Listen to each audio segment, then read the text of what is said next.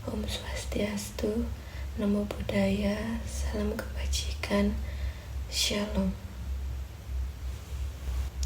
Puji dan syukur kita panjatkan kehadirat Allah Subhanahu wa Ta'ala, karena atas rahmat dan karunia-Nya kita masih diberi kesehatan, kesempatan, serta kelancaran sehingga dapat melaksanakan kegiatan pembelajaran pada hari ini. Pada kesempatan ini, izinkan saya memperkenalkan diri saya. Nama saya Niken Ayu Arifan India, mahasiswi dari Universitas Negeri Malang, Fakultas Ilmu Sosial, dengan prodi S1 Hukum, dengan NIM 2407126104440. Melalui video ini, saya akan menyampaikan penjelasan mengenai hukum Islam dalam sistem hukum nasional Indonesia, yang merupakan salah satu materi penting dalam kajian hukum, khususnya di negara yang masyarakatnya majemuk seperti di negara Indonesia ini. Pembahasan dalam video ini akan mencakup beberapa hal, antara lain alasan akademik, mengapa hukum Islam perlu dipelajari, dan bagaimana kedudukan hukum Islam dalam sistem hukum nasional, serta bagaimana pola pemberlakuannya dalam kehidupan berbangsa dan juga bernegara.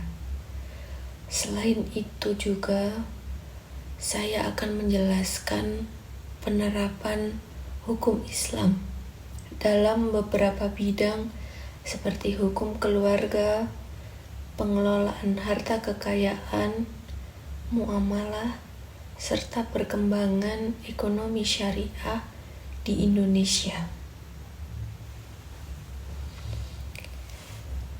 Penjelasan akan saya sampaikan secara runtut dan sistematis sesuai dengan pertanyaan yang telah diberikan oleh dosen pengampu mata kuliah hukum Islam, Bapak Rashid, dengan menggunakan bahasa yang sederhana, mudah dipahami. Diharapkan melalui pemaparan ini kita dapat memperoleh gambaran yang lebih komprehensif mengenai peran dan kontribusi hukum Islam dalam pembentukan tatanan hukum dan kehidupan masyarakat Indonesia. Dan semoga penjelasan ini dapat memberikan manfaat dan juga dapat menambah wawasan bagi kita semua. Yang pertama, saya akan menjelaskan pertanyaan tentang alasan akademik perlunya mempelajari hukum Islam.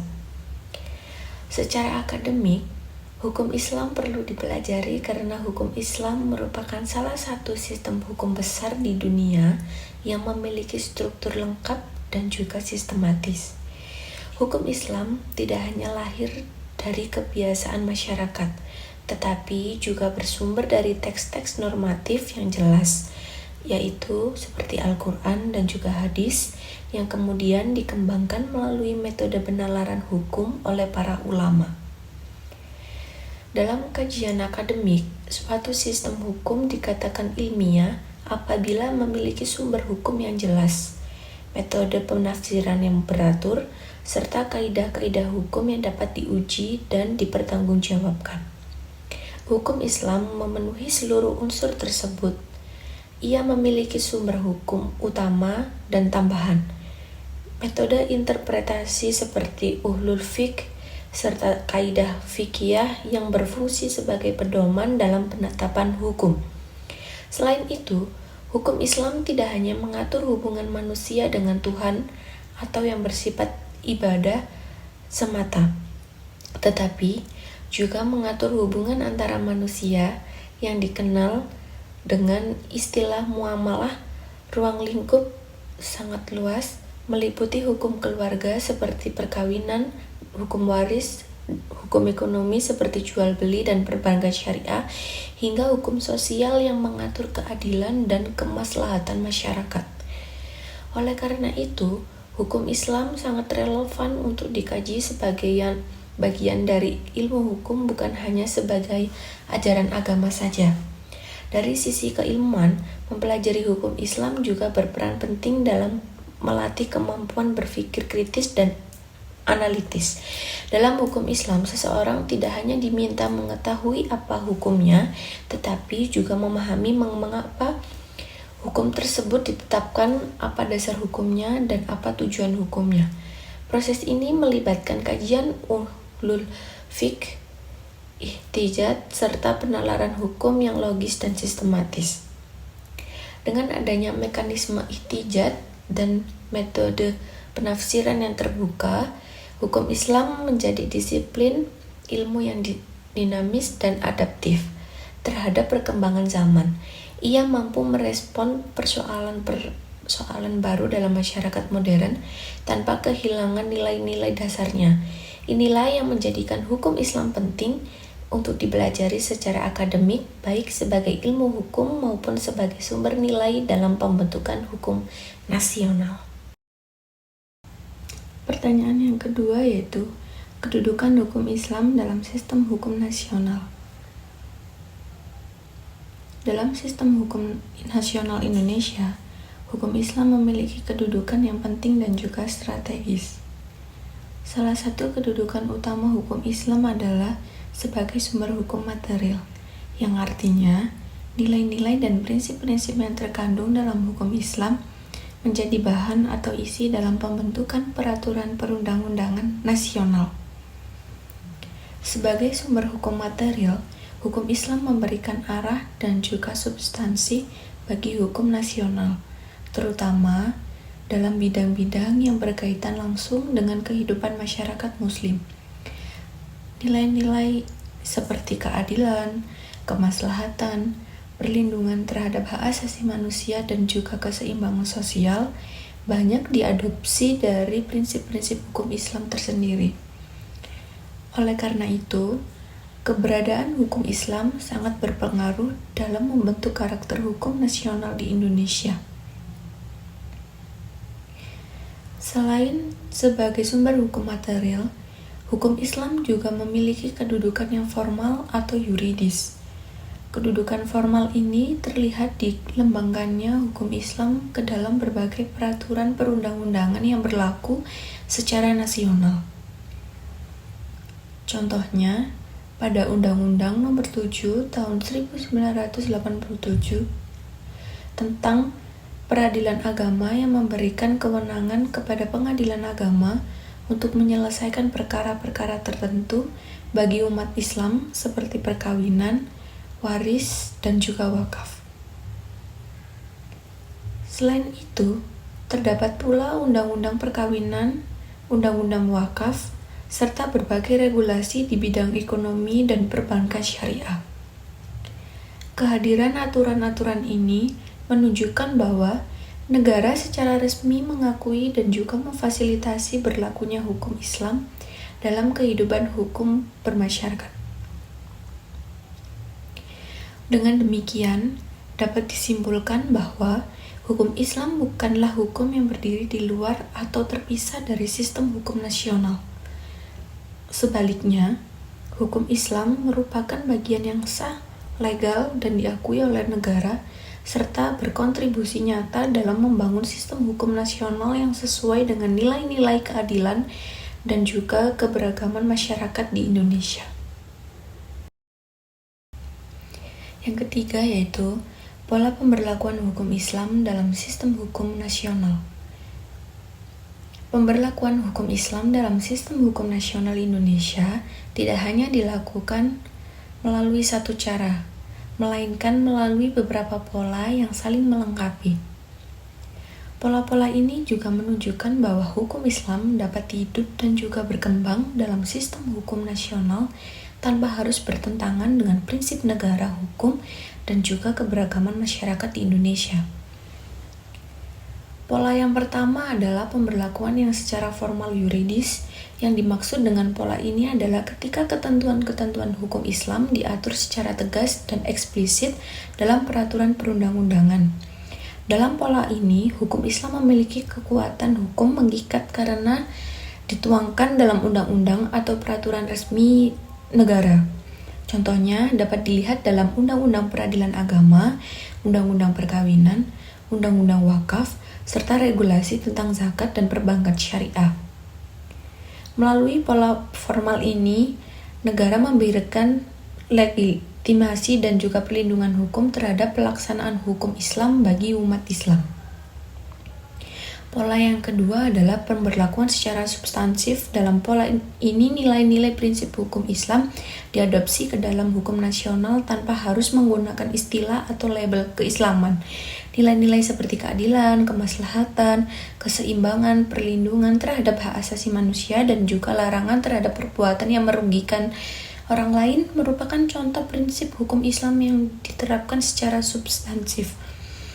Dengan pola ini, hukum Islam dapat berkontribusi dalam pembentukan hukum nasional yang bersifat universal dan dapat diterima oleh seluruh warga negara Indonesia tanpa memandang latar belakang agama. Pola yang ketiga adalah pemberlakuan secara kultural. Pola ini terjadi ketika hukum Islam hidup, tumbuh, dan dipraktikkan oleh masyarakat sebagai norma sosial yang dipatuhi dalam kehidupan sehari-hari. Walaupun tidak selalu tertulis dalam perundang-undangan, masyarakat tetap menjadikan hukum Islam sebagai pedoman dalam bertindak. Misalnya, dalam praktik perkawinan, pembagian warisan, atau transaksi yang muamalah.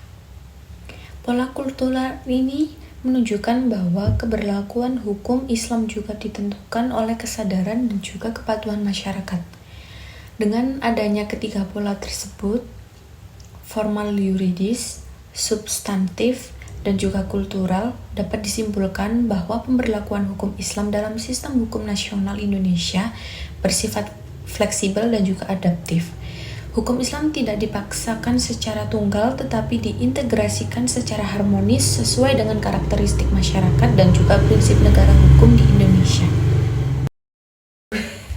Contoh tujuan hukum Islam dalam melindungi harta dan juga keturunan. Salah satu tujuan utama hukum Islam adalah menjaga kemaslahatan manusia.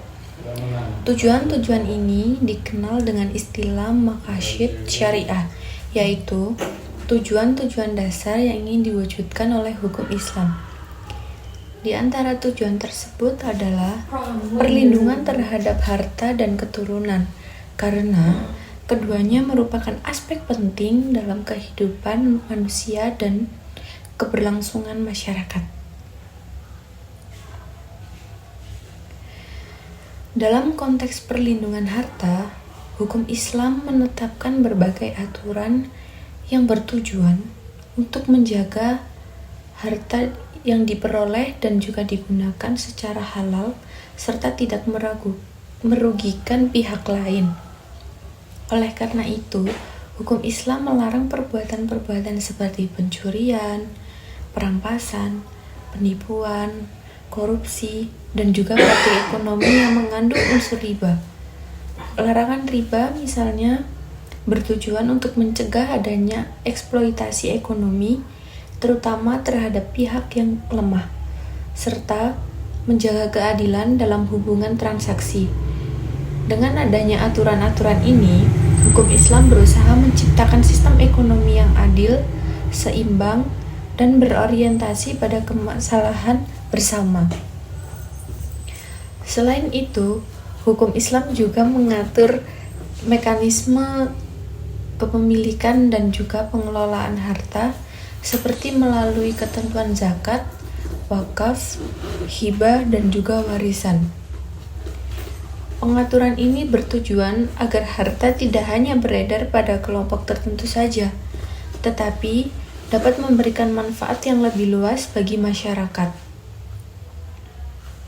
Dengan demikian, perlindungan harta dalam hukum Islam tidak hanya bersifat individual, tetapi juga memiliki dimensi sosial.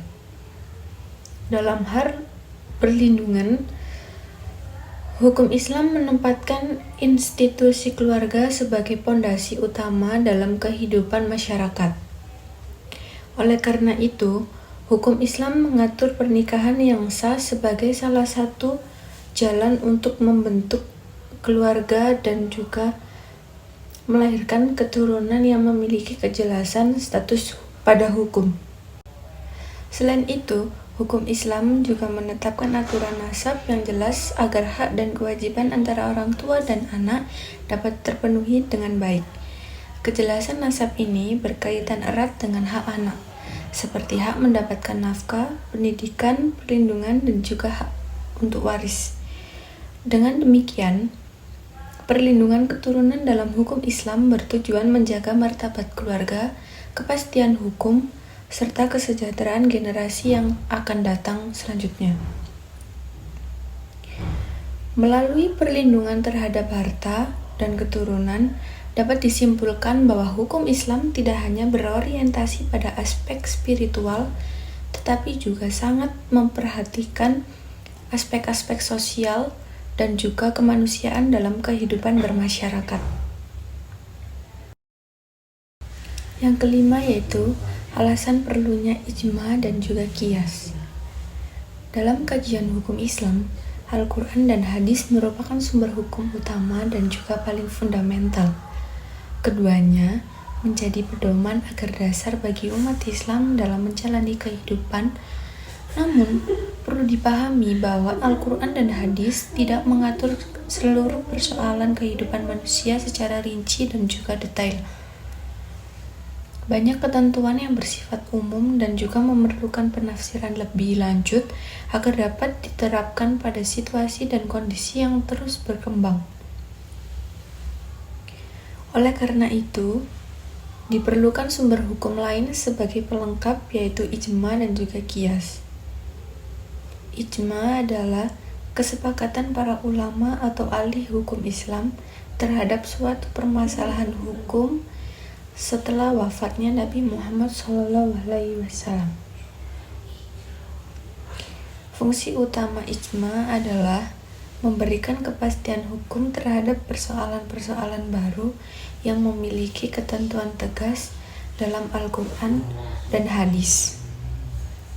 Melalui ijma, hukum yang dihasilkan tidak bersifat individual, melainkan merupakan hasil pemikiran kolektif para ulama yang memiliki keilmuan dan juga otoritas di bidangnya. Dengan demikian, ijma berperan penting dalam menjaga kesatuan umat serta mencegah terjadinya kekacauan bahwa akibat perbedaan pendapat yang tidak terkendali. Setelah ijma, ada juga qiyas yang memiliki peran yang sangat penting dalam pengembangan hukum Islam. Qiyas merupakan metode penalaran hukum dengan cara menetapkan hukum terhadap suatu peristiwa baru dengan menganalogikannya pada peristiwa yang telah memiliki ketentuan hukum dalam Al-Quran atau hadis. Analogi ini didasarkan pada adanya kesamaan ilat, yaitu sebab atau alasan hukum yang mendasari penetapan hukum tersebut. Dengan qiyas, hukum Islam mampu merespon persoalan-persoalan kontemporer yang tidak pernah terjadi pada masa lalu. Contohnya, larangan menguasai khamar dalam Al-Quran didasarkan pada ilat memabukkan melalui qiyas. Larangan tersebut diperluas kepada berbagai jenis narkotika dan zat adiktif modern yang memiliki efek memabukkan atau merusak akal. Hal ini menunjukkan bahwa qiyas memungkinkan hukum Islam tetap relevan dan aplikatif meskipun objek permasalahan berubah seiring perkembangan zaman. Dengan demikian, ijma dan qiyas menunjukkan bahwa hukum Islam bukanlah hukum yang kaku dan statis, melainkan hukum yang dinamis dan juga adaptif. Ijma juga memberikan kepastian dan keseragaman hukum, sedangkan qiyas memungkinkan pengembangan hukum secara rasional dan juga kontekstual. Keduanya berfungsi dalam melengkapi Al-Quran dan juga hadis agar hukum Islam dapat terus memberikan solusi terhadap berbagai persoalan kehidupan manusia di setiap zaman dan juga tempat. Yang keenam yaitu urutan wali nikah dan status anak di luar nikah. Dalam hukum Islam, keberadaan wali nikah merupakan salah satu rukun nikah yang sangat penting, khususnya bagi mempelai perempuan. Wali nikah tersebut berfungsi sebagai pihak yang mewakili dan juga melindungi kepentingan calon mempelai perempuan dalam akad pernikahan. Oleh karena itu, penentuan siapa yang berhak menjadi wali nikah telah diatur secara jelas dan juga berurutan dalam hukum Islam. Urutan wali nikah dalam hukum Islam dimulai dari wali nasab, yaitu wali yang memiliki hubungan darah dengan mempelai wanita melalui garis keturunan atau disebut dengan ayah. Urutan pertama adalah ayah kandung, karena ayah merupakan pihak yang paling dekat dan memiliki tanggung jawab utama terhadap anak, terutama pada anak perempuannya.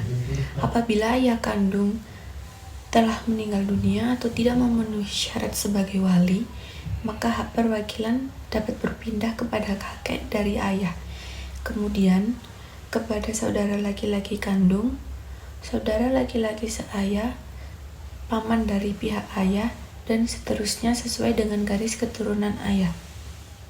Urutan ini menunjukkan bahwa perwakilan dalam pernikahan sangat berkaitan dengan kejelasan nasab. Berkaitan dengan anak perempuan yang lahir di luar pernikahan, hukum Islam memiliki ketentuan yang tegas mengenai status nasabnya. Anak yang lahir di luar pernikahan, apalagi perempuan, hanya memiliki hubungan nasab dengan ibunya, bukan dengan ayah biologisnya. Oleh karena itu, ayah biologis dari anak perempuan yang lahir di luar pernikahan itu tidak memiliki hubungan nasab secara syar'i dalam Islam dan juga tidak berhak menjadi wali nikah. Ketentuan ini bertujuan menjaga kejelasan garis keturunan serta ketertiban hukum dalam masyarakat. Dalam kondisi ini, di mana tidak terdapat wali nasab yang sah atau wali nasab tidak memenuhi syarat, maka hukum Islam dapat menetapkan adanya wali hakim. Dan wali hakim adalah pejabat yang ditunjukkan oleh negara, biasanya melalui lembaga peradilan agama atau pejabat kantor urusan agama untuk bertindak sebagai wali nikah. Kehadiran wali hakim memastikan bahwa hak perempuan untuk menikah tetap terlindungi meskipun tidak memiliki wali nasab yang sah. Dengan demikian, pengaturan wali nikah dalam hukum Islam mencerminkan upaya perlindungan terhadap perempuan, kepastian hukum dalam perkawinan, serta menjaga kejelasan nasab dan ketertiban sosial. Hal ini menunjukkan bahwa hukum Islam tidak hanya mengatur aspek keagamaan, tetapi juga memberikan jaminan hukum dan juga perlindungan terhadap hak individu dalam kehidupan berkeluarga. Yang ketujuh yaitu perbedaan hukum waris, wakaf, wasiat, dan juga hibah. Dalam kehidupan hukum Islam, pengaturan mengenai harta kekayaan memiliki kedudukan yang sangat penting karena berkaitan langsung dengan hak kewajiban kemanusiaan. Oleh karena itu, hukum Islam ini membedakan secara jelas antara hukum waris, wakaf, wasiat, dan juga hibah. Meskipun keempatnya sama-sama berkaitan dengan harta, namun memiliki pengertian dan waktu pemberlakuannya itu berbeda. antara satu dan lainnya. Dan yang pertama adalah saya akan menjelaskan tentang hukum waris. Hukum waris ini mengatur perpindahan harta kekayaan dari seseorang yang telah meninggal dunia kepada ahli warisnya yang sah. Pembagian harta warisan ini dilakukan berdasarkan ketentuan syariah yang telah ditetapkan baik dalam Al-Quran maupun hadis. Dengan memperhatikan hubungan nasab, perkawinan, dan juga sebab lainnya yang hukum waris bertujuan memberikan keadilan dan juga kepastian hukum kepada ahli waris, sehingga tidak terjadi sengketa di kemudian hari. Dan yang kedua adalah wakaf. Wakaf merupakan penyerahan bagian harta milik seseorang untuk kepentingan ibadah atau kepentingan sosial yang bersifatnya permanen. Harta yang telah diwakafkan tidak boleh ditarik kembali, dijual, atau diwariskan, karena statusnya telah berubah menjadi milik Allah untuk kemaslahatan umat. Contohnya, wakaf antara lain tanah untuk masjid, sekolah, atau rumah sakit. Wakaf ini memiliki tujuan sosial yang sangat kuat, yaitu memberikan manfaat jangka panjang bagi masyarakat lainnya. Yang ketiga adalah wasiat. Wasiat adalah pemberian harta yang dilakukan oleh seseorang untuk pihak tertentu dan baru berlaku setelah orang tersebut meninggal dunia.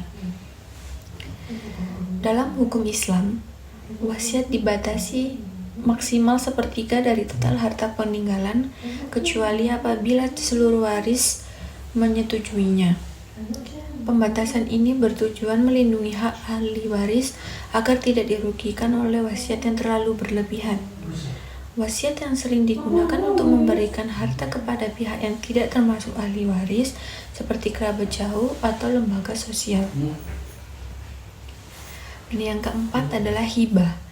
Hibah merupakan pemberian harta yang dilakukan oleh seseorang kepada pihak lain ketika ia masih hidup dan berlaku saat itu juga. Berbeda dengan wasiat dan waris, hibah ini tidak menunggu kematian untuk memberi. Dalam hibah, harta berpindah ke pemilikan secara langsung dan biasanya bersifat sukarela tanpa imbalan apapun. Hibah sering digunakan sebagai bentuk kasih sayang, bantuan, atau penghargaan kepada orang lain. Dengan memahami perbedaan antara hukum waris, wakaf, wasiat, dan juga hibah, dapat disimpulkan bahwa hukum Islam ini mengatur harta kekayaan secara sistematis dan juga adil. Pengaturan ini bertujuan menjaga ketertiban, keadilan, serta mencegah adanya konflik dalam keluarga dan juga dalam bermasyarakat. Yang 8 ini saya akan menjelaskan tentang anak perempuan memperoleh 2/3 warisan. Dalam hukum waris Islam, pembagian harta waris diatur secara rinci untuk memastikan keadilan dan juga perlindungan hak setiap ahli warisnya.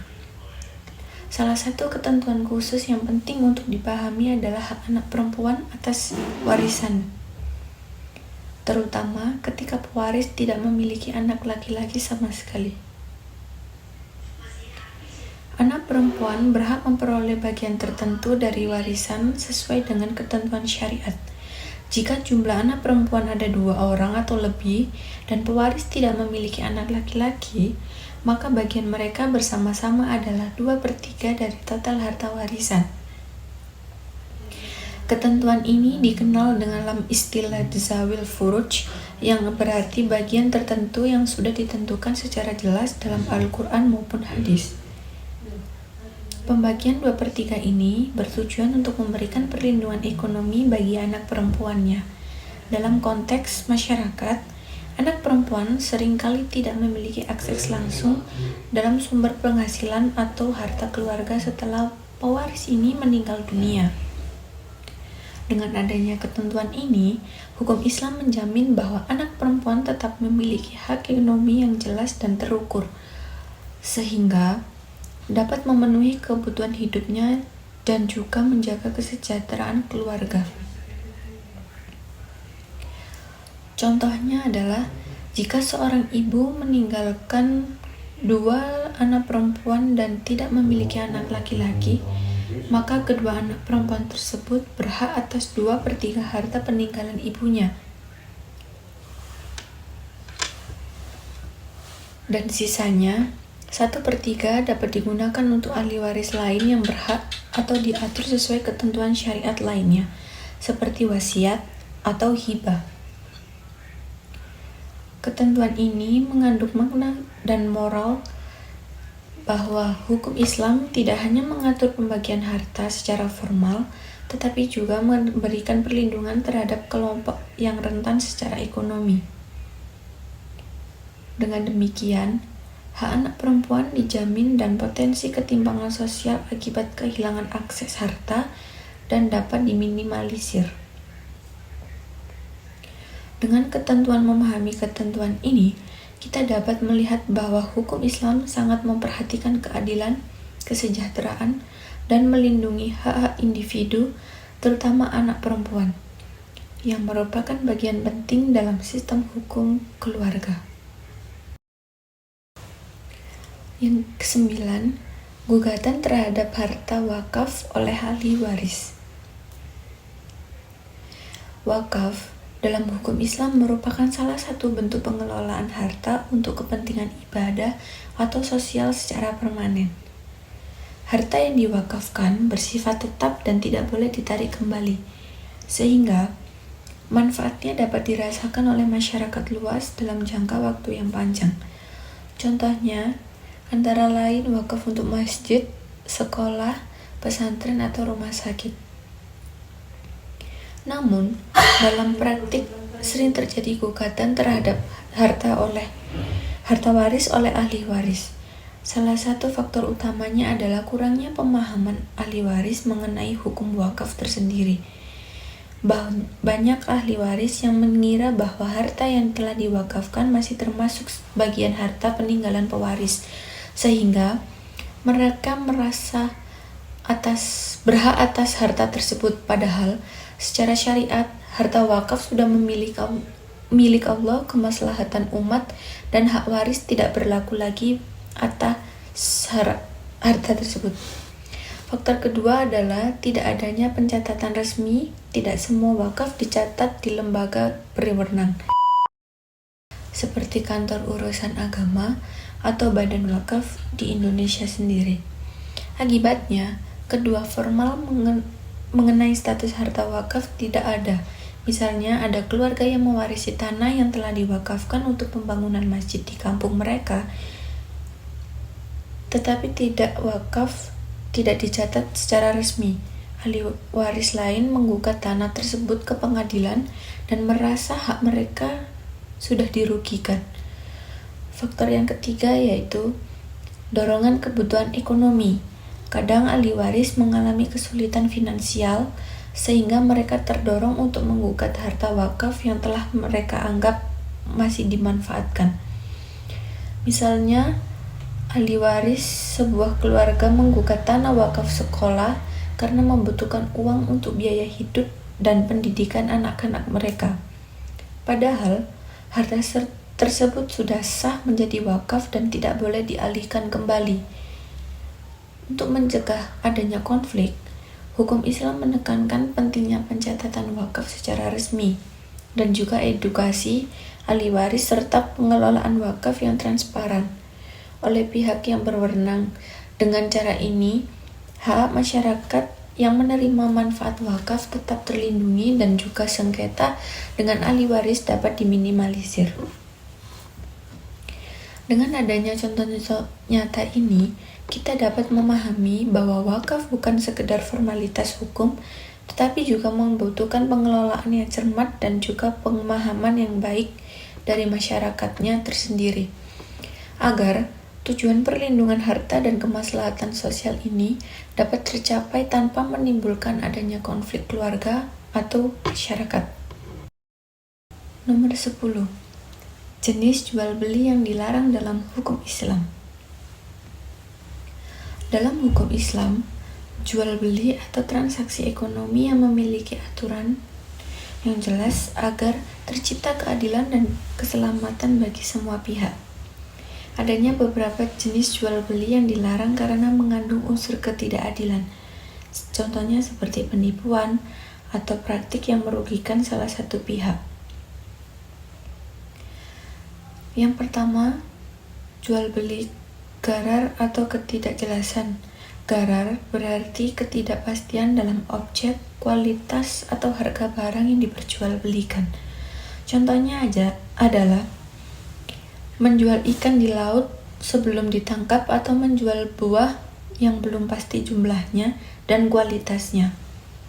Dalam praktik sehari-hari, jika seseorang menjual saham perusahaan tanpa informasi yang jelas mengenai kondisi perusahaan tersebut, ini juga termasuk dalam ghar, karena pembeli tidak mengetahui resiko yang sebenarnya terjadi. Yang kedua, jual beli riba. Riba adalah tambahan keuntungan yang dipastikan atau dipaksakan secara tidak adil, terutama dalam pinjaman atau transaksi uang.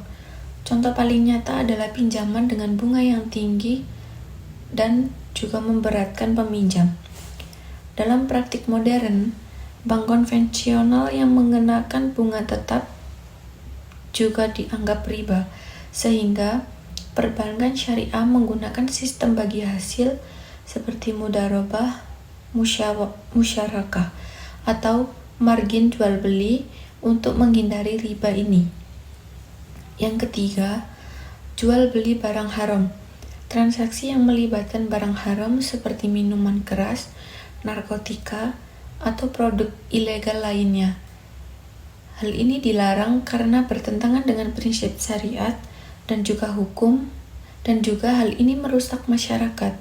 Misalnya, seseorang tidak diperbolehkan menjual miras atau obat terlarang karena selain haram, juga dapat menimbulkan konflik sosial atau kerugian sosial dan juga moral.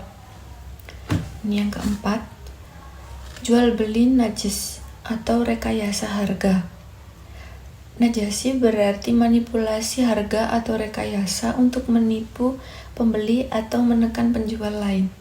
Contohnya, seorang pedagang sengaja menaikkan harga barang agar pembeli merasa terpaksa membeli di tempatnya, atau menurunkan harga di depan pesaing untuk menjatuhkan pedagang lain. Praktik ini dilarang karena merugikan pihak lain dan juga bertentangan dengan prinsip kejujuran dalam muamalah. Dengan memahami jenis-jenis jual beli ini, masyarakat dapat melakukan transaksi dengan cara yang adil, transparan, dan juga sesuai dengan syariat Islam. Prinsip-prinsip ini tidak hanya melindungi konsumen dan juga pedagang, tetapi juga menciptakan sistem ekonomi yang stabil, berkeadilan, dan juga bermanfaat bagi semua pihak yang terkait. Kesimpulannya adalah, hukum Islam menekankan bahwa transaksi ekonomi harus bebas dari ketidakjelasan, barang haram, dan juga manipulasi harga, agar tercipta keseimbangan antara hak dan juga kewajiban penjual atau pembeli serta kemaslahatan masyarakat secara luas. Yang ke-11 yaitu cara perbankan syariah memberikan keuntungan. Perbankan syariah merupakan sistem keuangan yang dirancang sesuai dengan prinsip hukum Islam, terutama larangan dalam riba. Berbeda dengan bank konvensional yang memperoleh keuntungan dari bunga pinjaman, perbankan syariah sendiri menggunakan mekanisme yang halal dan adil bagi semua pihak, baik bank maupun nasabahnya. Salah satu cara utama adalah melalui sistem bagi hasil, seperti mudharabah dan juga musyarakah. Mudharabah adalah kerjasama antara pemilik modal atau bank dan juga pengelola usaha atau nasabah, yang dimana keuntungan dibagi berdasarkan kesepakatan bersama atau porsi tertentu. Sementara, kerugian ditanggung oleh pemilik modal, kecuali jika kerugian terjadi karena kelalaian pengelola usaha. Contohnya nyata, seseorang nasabah ingin membuka usaha toko kelontong dengan modal dari bank syariah. Jika usaha tersebut menghasilkan keuntungan 10 juta rupiah, dan kesepakatan bagi hasilnya adalah 60% untuk bank dan 40% untuk nasabah, maka pembagian keuntungan ini dilakukan sesuai proporsi tersebut. Sedangkan musyarakah adalah kerjasama di mana kedua belah pihak, bank dan nasabah, sama-sama menanamkan modal dan berbagi keuntungan serta resiko sesuai dengan kesepakatan yang setelah disetujui. Contohnya, bank syariah dan nasabah bersama-sama mendirikan usaha rumah makan. Jika keuntungan usaha 15 juta rupiah dan kesepakatan bagi hasil 50/50, maka masing-masing pihak menerima 7,5 juta. Sistem ini adil karena setiap pihak menanggung risiko yang sesuai porsi dan seperti yang modal ditanamkan tadi. Selain bagi hasil, perbankan syariah juga menggunakan akad jual beli dengan margin keuntungan seperti murabahah. Dalam hal murabahah, bank membeli barang yang dibutuhkan nasabah dan menjualnya kembali kepada nasabah dengan harga jual yang sudah disepakati di awal, termasuk margin keuntungan. Misalnya, nasabah ingin membeli mobil seharga 200 juta rupiah, tetapi bank membelinya dan menjual kembali kepada nasabah dengan harga 220 juta rupiah yang ingin bisa dicicil. Margin ini bukan bunga, melainkan keuntungan dari jual beli yang sah menurut syariat. Perbankan syariah ini juga menggunakan akad sewa jasa seperti ijrah, di mana bank menyewa aset kepada nasabah dan memperoleh imbalan berupa biaya sewa. Contohnya, bank memberikan alat berat untuk proyek konstruksi dan juga menyewakannya kepada nasabah dengan tarif sewa yang disepakati. Selama masa sewa, nasabah memperoleh manfaat dari alat tersebut, sedangkan bank mendapatkan keuntungan yang halal tanpa riba. Dengan sistem-sistem ini, perbankan syariah mampu memberikan keuntungan bagi bank sekaligus tetap sesuai prinsip hukum Islam. Sistem ini mendorong keadilan, transparansi, dan juga kerjasama yang saling menguntungkan, serta juga menghindarkan masyarakat dari praktik riba yang dilarang oleh agama dan juga hukum. Jadi, kesimpulannya adalah perbankan syariah ini bukan hanya alternatif finansial, tetapi juga sarana untuk menciptakan ekonomi yang adil, produktif, dan sesuai dengan syariat agama Islam. Melalui mekanisme bagi hasil, jual beli yang halal, dan sewa jasa yang transparan. 12. Ciri dan motif gadai syariah dan juga asuransi syariah. Dalam sistem keuangan syariah, instrumen seperti gadai syariah dan juga asuransi syariah ini berperan penting untuk memberikan layanan keuangan yang adil, aman, dan juga sesuai dengan prinsip hukum yang Islam. Keduanya memiliki ciri khas dan juga tujuan yang berbeda, tetapi sama-sama bertujuan memberikan kemaslahatan bagi masyarakat.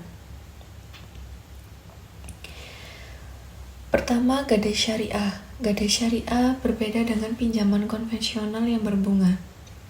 Ciri utamanya adalah tidak adanya riba. Dalam praktiknya, masyarakat yang membutuhkan dana dapat menggadaikan barang berharga seperti emas, kendaraan, atau sertifikat tanah sebagai jaminannya. Bank atau lembaga keuangan syariah kemudian memberikan pinjaman sesuai dengan nilai barang gadai dan tidak mengenakan bunga sama sekali, melainkan biaya administrasi atau imbalan jasa yang sangat wajar. Contoh nyatanya, seorang nasabah menggadaikan emas seberat 50 gram untuk mendapatkan dana tunai, guna untuk membiayai pendidikan anak-anaknya. Bank syariah memberikan pinjaman sebesar nilai emas tersebut dan menetapkan biaya administrasi tanpa adanya bunga tambahan. Setelah nasabah melunasi pinjaman, emas akan dikembalikan secara utuh. Sistem ini memastikan keadilan dan mencegah eksploitasi ekonomi. Yang kedua, asuransi syariah. Asuransi syariah ini didasarkan pada prinsip ta'awun, yaitu tolong-menolong antar peserta. Setiap peserta menyetorkan dana kontribusi ke dalam sebuah dana bersama yang digunakan untuk menanggung resiko tertentu secara kolektif. Keuntungan dan juga resiko dibagi bersama sesuai dengan kesepakatan di awal, dan investasi dana dilakukan sesuai prinsip yang halal. Contoh nyatanya adalah sebuah keluarga mengikuti asuransi syariah untuk perlindungan kesehatan. Apabila peserta mengalami resiko seperti kecelakaan atau biaya pengobatan, dana dari dikumpulnya kontribusi peserta lainnya digunakan untuk membantu peserta tersebut.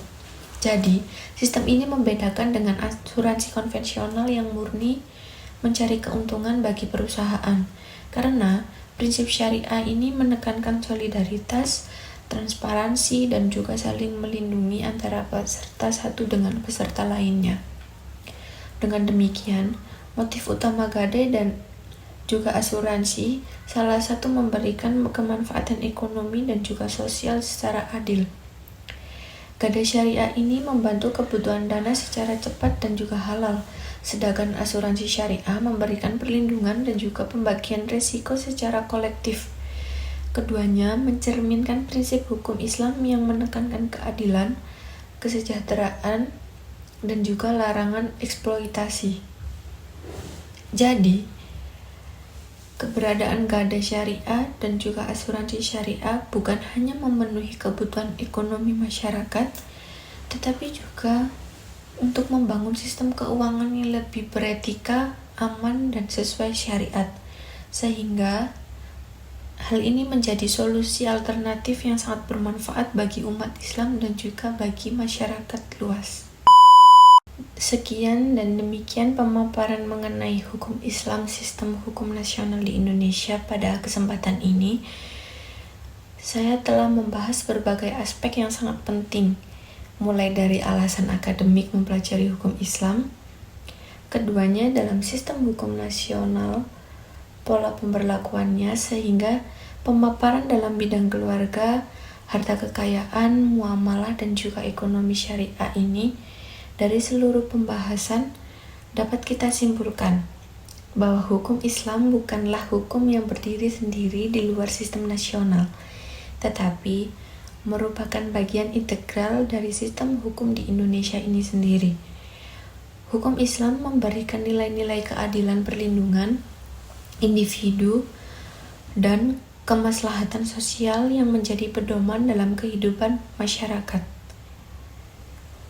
Lebih jauh lagi, melalui pengaturan mengenai harta, warisan, wakaf, pernikahan, perbankan syariah, gadai, dan asuransi syariah, hukum Islam ini menunjukkan fleksibilitas dan juga relevansinya dengan pengembangan zaman. Prinsip-prinsip hukum yang diterapkan bukan hanya bersifat ritual atau teoritis, tetapi juga nyata memberikan solusi terhadap masalah sosial, ekonomi, dan hukum di masyarakat, terutama di Indonesia. Penting juga kita pahami bahwa hukum Islam di Indonesia bersifat dinamis dan juga adaptif. Dengan adanya ihtijat, ijma, dan juga qiyas, hukum Islam dapat terus berkembang untuk menjawab persoalan baru yang muncul seperti adanya transaksi modern, investasi, atau perlindungan konsumen. Hal ini menegaskan bahwa hukum Islam tidak hanya mengatur masa lalu tetapi juga untuk kehidupan yang kontemporer. Melalui pemahaman ini, kita diharapkan dapat menghargai peran hukum Islam dalam membentuk karakter hukum yang adil, manusiawi, dan juga berbasis moralitas. Selain itu, kesadaran akan pentingnya kepatuhan terhadap prinsip-prinsip syariah dalam muamalah akan membantu menciptakan masyarakat yang lebih tertib, sejahtera, dan juga berkeadilan. Semoga dengan penjelasan dan pemaparan saya hari ini dapat memberikan manfaat yang nyata, menambah wawasan, serta mendorong kita semua untuk lebih memahami dan juga mengaplikasikan hukum Islam dalam kehidupan sehari-hari, baik dalam lingkup pribadi, keluarga, maupun masyarakat yang luas. Terakhir, Mari kita selalu bersyukur kepada Allah Subhanahu wa Ta'ala atas kesempatan dan ilmu yang diberikan, agar pengetahuan kita peroleh tidak hanya menjadi amal jariah, tetapi juga bermanfaat bagi banyak orang. Terima kasih atas perhatian Bapak atau Ibu dan teman-teman semuanya. Wassalamualaikum warahmatullahi wabarakatuh.